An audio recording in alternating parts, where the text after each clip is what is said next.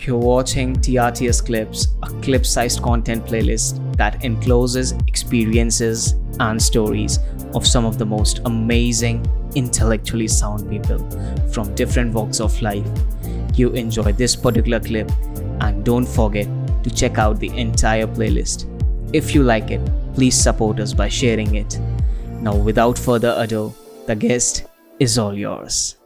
How do you feel about the state of startups that are trying out into this domain, into this blockchain domain particularly? And are there any specific set of problems that these startups usually focus, or what's the diversity of the problems that these startups are actually looking to using blockchain? They are looking to solve these problems using blockchain technology. So what are those diverse problem statements that actually a blockchain startup looks to solve? And is there any kind of a sector that is not very much explored but has a great potential where blockchain could be used and for implementing some very disruptive solutions and solving some of the most common problems out there? So I think what happens at the moment is there are several types of startups that get into this space, right? Unfortunately, there are many startups who get into the space because of the hype, because they think, it's an easier way to raise money, because they think that the blockchain is a big buzzword and it kind of will attract attention.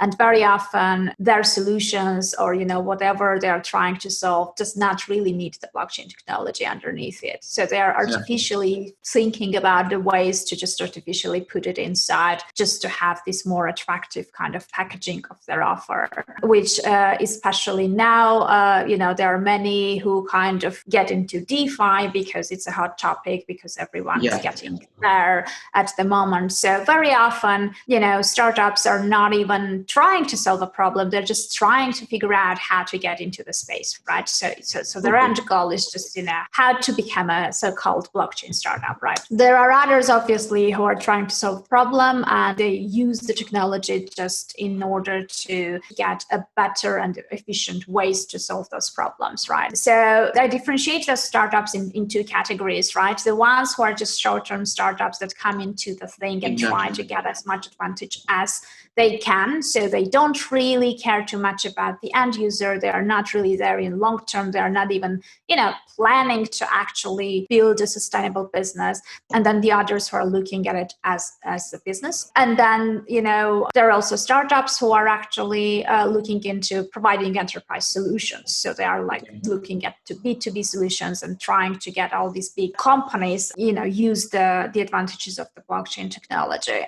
So the startups are kind of very different from their mindset perspective and from their end goals. And unfortunately, the space is so crowded with so many diverse startups that I guess, the challenge is basically doing due diligence and understanding where they stand and which type of, startups they are. But many kind of, are not starting from the right direction, which is, as you said, solving a real problem. Very often they just invent a problem and then try to find a solution. And in most cases, many blockchain founders are trying to create a project that is just around something they are interested in, or that is kind of trying to solve a problem that they have, which not necessarily is something that may get mass adoption, because it may end up being very niche. So I think the startups who want to get mass adoption and become adopted by many users,